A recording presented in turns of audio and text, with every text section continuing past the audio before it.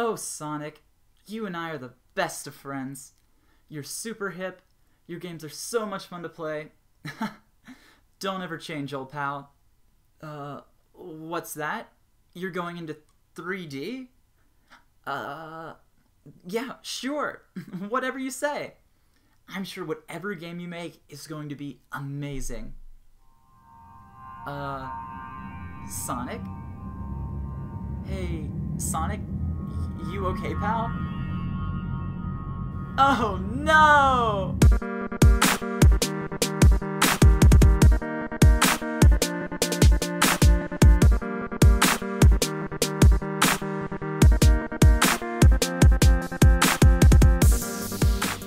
Well, folks, there's no denying it at this point. The Sonic of today is just sort of awful. Where once his games inspired joy and wonder, they now inspire me instead to cry, and to return my latest Hedgehog purchase back to GameStop. But I, like most people, have no desire to see my beloved Hedgehog die in a ditch. I would much rather see a renaissance of sorts in the Sonic franchise, and to have the games finally start being good again. So therefore, I present 5 ways to fix Sonic the Hedgehog. Please enjoy. One of the reasons that Sonic's in trouble is because Sega keeps trying to reinvent him. With every single game, there's something different. After Adventures 1 and 2, they went to 06, Secret Rings, Unleashed, Colors, Generations, Lost World, boom! I hope you get the point. When you make a sequel to a beloved game franchise, you don't get rid of everything that made the game good in the first place. Instead, you take the groundwork that you already spent so much time creating, and you improve upon it. It's that simple. Polish up what worked, take out what didn't, and you've got yourself a new game. Plus, you tend to make lots of money. Games that use this formula to great success are the Shin Megami Tensei, Halo, and Gears of War franchises. They make minor tweaks to each subsequent game in the series, and even though they're all over a decade old, people still love to play them, and they look forward to each new release. Sega doesn't need to find a new way for people to play a Sonic game. They already have amazing examples from the 2D Sonics, and even some of the 3D ones too. Just take what worked, cut out what didn't, and whammo, you got yourself a Sonic game. And it doesn't make you hate yourself for buying it either. In order to make this next point, I need to talk about Call of Duty for a little bit. Love it or hate it, I feel most people would agree when I say that Modern Warfare perfected the arcade FPS way back in 2007. It was an amazing game, there's no denying it, and the game developers knew that. Therefore, when it came time to make a sequel, they decided that instead of reinventing the wheel for a second time, they would just repackage the same old wheel everyone had already used, but this time they included a few new bells and whistles. Somehow that worked, and 8 years later, the latest Call of Duty, Advanced Warfare, has sold over 15 million units, and it's still the same wheel we saw way back in 07. What I'm getting at is that Call of Duty is successful because it does the opposite of what Sonic does. When it found a winning formula, it stuck to it. And even though lots of people moan and complain about the shooter series, it continues to rack in those Benjamins, while Sonic's more like a hobo at this point. Infinity Ward found a gimmick that worked, and they stuck to it.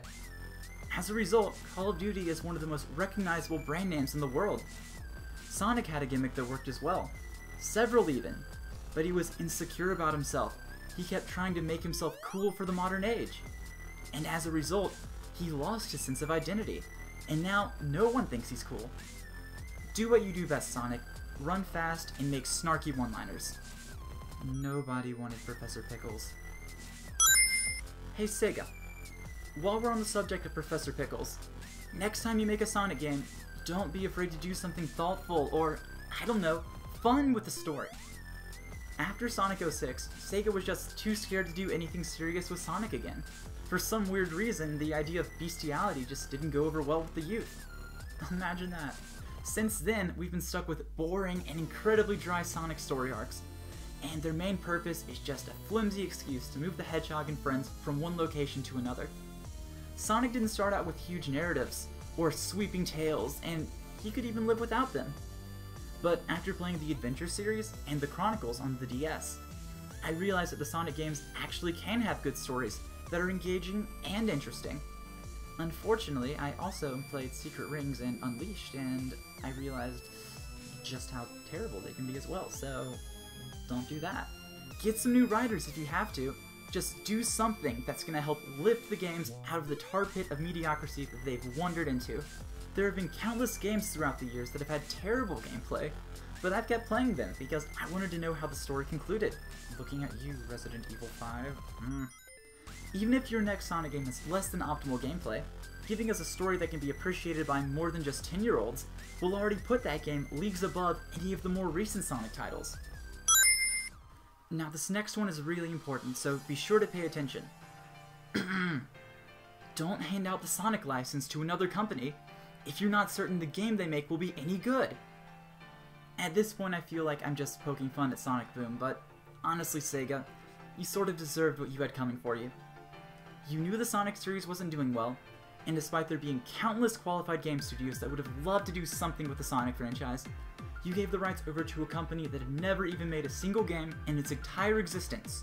If Sega had allowed a company with a consistent track record of good games like, I don't know, BioWare or Naughty Dog to take a crack at the Sonic franchise, then I'm sure we would have gotten something infinitely times better than the sad little monster that Boom was. The game would have sold well, fans would have loved it, and Sega would most likely not be in the financial trouble that they're in right now. Hey, Sega, if you ever think of handing Sonic over to another game company, make sure they're up to the task next time, okay? Okay, good talk. Last but certainly not least, make the Sonic game that the fans want. Now, the Sonic fans may certainly be a fanatic and vicious bunch to say the least, but they do love their Sonic, and they're typically the first people to line up and buy the game whenever the next one releases. Even though Sega makes games, and we could argue that games are an art form, the first responsibility of the company is not to make art, but to make money. A sad fact, yes, but unfortunately, that is the world we live in. Therefore, if little Johnny and Sally consumer want a 2D Sonic game that features Big the Cat, then you better make sure you make a Sonic game that's 2D with Big the Cat in it. Once Sega's back on top and is churning out blockbuster Sonic games, then they can feel free to make all the unique one-off Sonic Hedgehog games, whatever, that they could possibly desire. However, that time is not now, and the thing that Sega needs most at the moment is some cold, hard cash. How do they get this cold, hard cash, you may ask? By making sure that whatever game you make is one people want to buy, darn it! I don't feel exactly that I have quite enough foresight to predict what the Sonic fans want in the next game, but I'll tell you this. I don't think anyone wants Big the Cat in their next Sonic game. Because he's kinda dumb.